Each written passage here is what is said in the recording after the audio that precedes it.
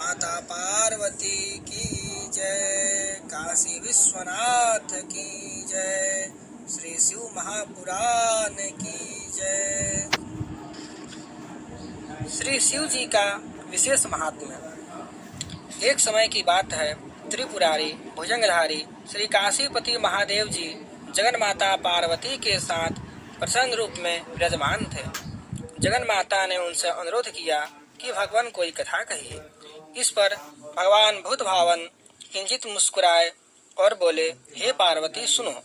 पूर्व काल में कुष्मांड नामक एक ऋषि का पुत्र मंडप नाम से विख्यात था। वह बाल्यकाल में ही कुसंगति के कारण पाप कर्म में लीन हो गया था।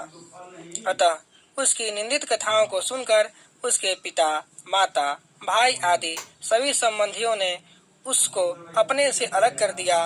वह पूर्व जन्म के कर्मों के कारण किसी का कहना भी नहीं मान रहा था। उसकी आदतें यहाँ तक खराब हो गई कि वह साधु, महात्मा, सत्पुरुषों एवं देवी देवताओं तक की निंदा करने लगा। विवाह होने पर वह दूसरी स्त्रियों के प्रेम में फंस गया। प्रेम के वश में होकर वह औरों के द्रव्य आदि की भी चोरी में लीन हो गया। उसके दो घनिष्ठ मित्र थे, एक था नापित, दूसरा था पटहारा। इन तीनों ने मिलकर विचार किया कि किसी धनी के घर चोरी करके अधिक धन प्राप्त किया जाए। अतः तीनों ने मिलकर राजा के यहाँ चोरी की। इस चोरी के कारण बहुत सा धन हाथ लगा। सारा धन मंडप के पास था।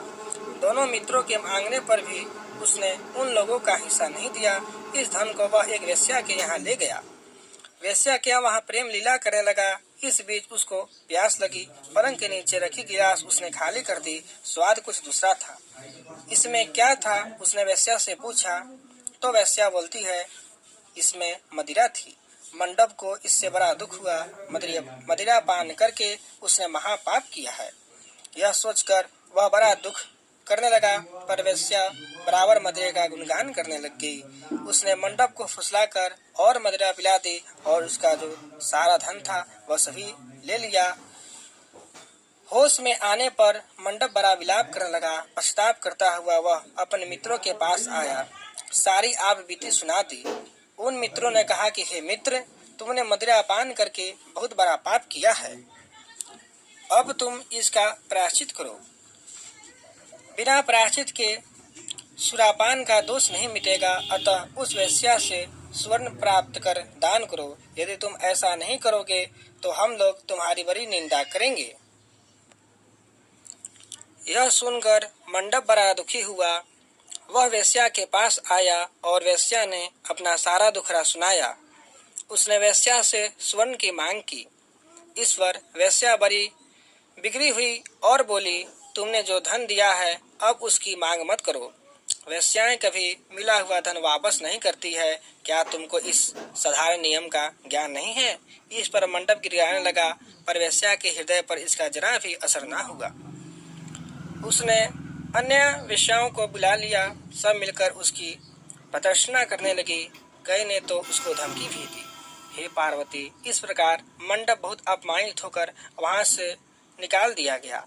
मंडप विलाप करता हुआ अपने पिता के घर की ओर चल पड़ा। इसके दोनों मित्र पीछे लग गए। जब मंडप पिता के सामने आया तो दोनों मित्रों ने उसका हाथ पकड़ लिया। बोले, मंडप, हम लोगों ने मिलकर राजा के यहाँ चोरी की, पर तुमने हम लोगों का अंश नहीं दिया। तुम हम लोगों का अंश दो।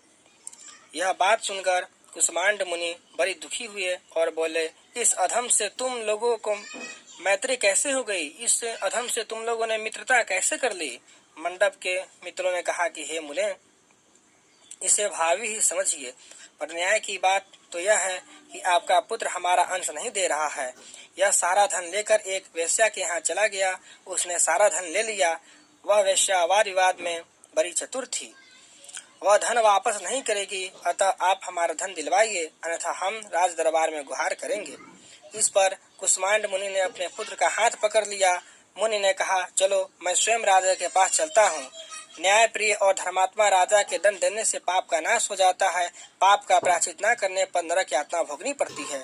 इस पर मंडप के मित्रों ने कहा कि हे मुने, आप अपने पुत्र को हमारे हवाले कर दे। राज दरबार में आपका जाना ठीक नहीं है। हम लोग इससे निपट लेंगे। इस पर मुनि श्रेष्ठ ने कहा, हे अधम पुत्र, तुम इन लोगों के साथ जाकर राजदंड भोग कर प्रायश्चित करो।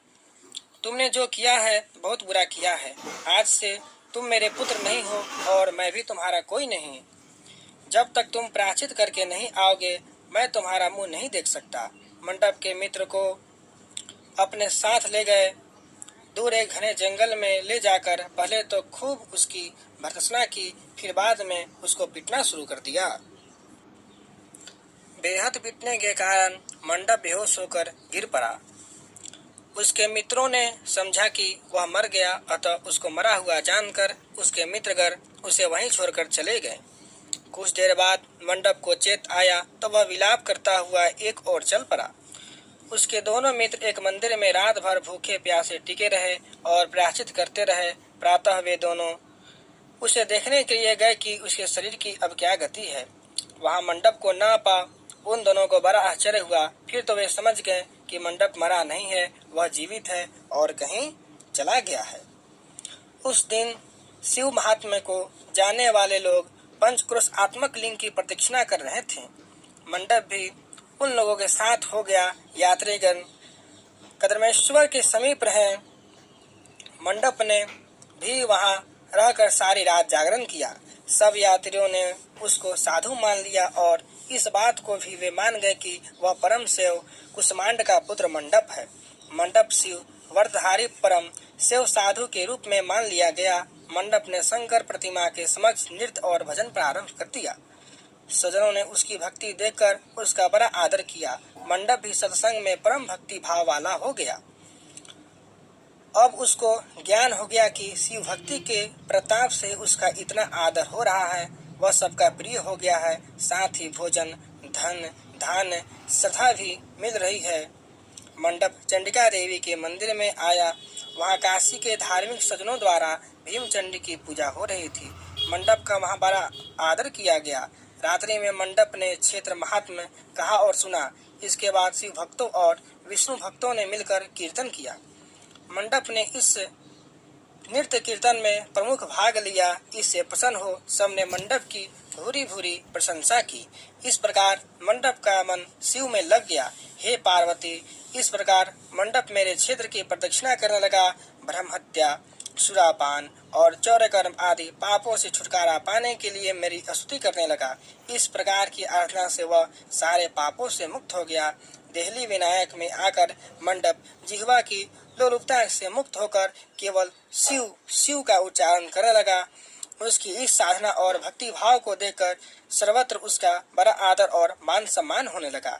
हे पार्वती, मंडप ने अन्न जल सब त्याग कर दिया और बार बार विलाप करने लगा कि ब्राह्मण शरीरधारी होकर भी मैंने स्वर्ण की चोरी की, साध्वी माता को ठगा, वैश्यागमन, सुरापान किया, ब्राह्मण शब्द का हनन किया। पश्चाताप से मंडप विहल हो गया। हे देवी, मंडप के मन में यह विचार आया कि मेरे क्षेत्र के प्रदक्षिणा करने से वह सारे पापों से मुक्त हो जाएगा। अतः वह काशी काशी शिव शंकर शिव शिव की रट लगाकर अपने पापों का प्रायश्चित करता हुआ मेरे क्षेत्र की परिक्रमा करने लगा। रामेश्वर लिंग में आकर उसने स्नान पूजन किया, सोमनाथ का पूजन किया, सीता और लक्ष्मण के साथ श्री राम जी का भी पूजन किया। पूजन और भक्ति भाव को देखकर सर्वत्र उसकी प्रशंसा हुई। मंडप ने अन्न जल त्याग दिया। तदंतर वृषभ ध्वज में आकर स्नान देव पूजन किया। प्रातः काल वरुणा संगम में स्नान किया। मुझे पूछता हुआ कि वह मेरे मंदिर में आया। उसने आकर बड़ा दान पुण्य किया। सदोष मंडप ने साष्टांग प्रणाम किया। वहाँ अनेक महात्मा उपस्थित थे। हे पार्वती, मंडप सबके आगे हाथ जोड़कर खड़ा हो गया और पूछने लगा कि हे महात्माओं, मैंने बड़े बड़े पाप किए हैं। आप लोग कृपया यह बतलाएं कि इन पापों से मेरा छुटकारा किस प्रकार होगा। सभी महात्माओं ने कहा कि हे मंडप, तुम शिव शक्ति केशव के भक्त हो गए हो। पंचक्रोशात्मक लिंग प्रदक्षिणा से और शिव कीर्तन से तुम्हारे सारे पाप नष्ट हो गए हैं। इस प्रकार सुन मंडप ने कहा कि हे सदस्यगणों, पिताजी ने तो मुझको घर से निकाल दिया है, अब मैं अपने घर कैसे जाऊं और हे मुनिश्रेष्ठों, पिता को कैसे अपना मुंह दिखलाऊं। इस पर सबने कहा, अब तुम्हारे सारे पापों का प्रायश्चित हो गया है, तुम सहर्ष घर जा सकते हो। हे पार्वती, इस प्रकार मंडप अपने पिता के घर के सामने आया और शिव शिव शंभु शंभु महादेव महादेव का उच्चारण करने लगा। स्वर सुनकर कुसुमांड मुनि ने अपनी पत्नी से कहा कि हे प्रिय, देखो तो द्वार पर शिव का उच्चारण करता हुआ हमें परम सुख कौन दे रहा है, शिव नाम की अमृत वर्षा कौन कर रहा है। मुनि पत्नी ने द्वार पर अपने पुत्र को देखा। हे पुत्र, तुम्हारा आना कैसे हुआ। मंडप ने कहा कि हे माता, आपको और पिताजी को महात्मागण बुला रहे हैं। यह सुनकर मंडप की माता अपने पिता के पास आई और उनसे सारा वृतांत कह सुनाया। हे पूज्यवर, आपका पुत्र शिव का नाम रटता हुआ द्वार पर उपस्थित है। उसका कहना है कि प्रायश्चित करके वह पवित्र हो गया है। सदस्यगण आपको बुला रहे हैं, वे प्रायश्चित का प्रमाण देंगे। कुसुमांड मुनि दरवाजे पर आए। उन्होंने रुद्राक्षधारी शिव भक्त मंडप को देखा। तुम क्यों आए हो? थोड़े से प्रायश्चित से बड़े पापों का नाश नहीं होता है। मंडप ने कहा कि हे पिताजी, इसमें कोई संदेह नहीं कि मैंने बड़े पाप किए हैं। इतना होने पर भी महात्मागण आपको बुला रहे हैं। मुनि अपनी पत्नी के साथ महात्माओं के पास आए। महात्माओं ने एक स्वर से कहा, हे मुनिवर, आपका पुत्र समस्त पापों से मुक्त हो गया है। कुसुमांड ऋषि ने पूछा, हे मुनिश्रेष्ठो, किस आधार पर आपकी दृष्टि में मेरा पुत्र पाप मुक्त हो गया है? इसने तो बड़े बड़े पाप किए हैं। महात्माओं ने कहा कि हे मुने, इस मुक्ति मंडप के स्वामी श्री भगवान विष्णु हैं, वह इसका उत्तर देंगे। महात्माओं ने विष्णु भगवान की स्तुति की। इस पर आकाशवाणी हुई, हे स्तुति करने वाले महात्माओं, यह महापापी मंडप जो कुसुमांड मुनि का पुत्र है, अब अपने पापों से मुक्त हो शुद्ध हो गया है। यह साधु संतों के साथ शिव शंकर के क्षेत्र की परिक्रमा कर चुका है। अब कुसुमांड मुनि इसे ग्रहण कर सकते हैं। इस प्रकार हे पार्वती, मंडप को कुसुमांड मुनि आदर पूर्वक अपने घर ले गए। इस कथा को सुनकर माता पार्वती परम प्रसन्न हुई। बोली, प्रभु, आपने यह महत्वपूर्ण कथा कही, इससे कलयुग में प्राणियों का बड़ा भला होगा। कृपा कर इस पर कुछ और प्रकाश डालें। इस पर शिव जी बोले, हे पार्वती, अब तुम भैरव जी की कथा सुनो। इस पर भैरव जी प्रकट हुए और बोले, त्रेता युग में समदर्शी सांडलिन नामक एक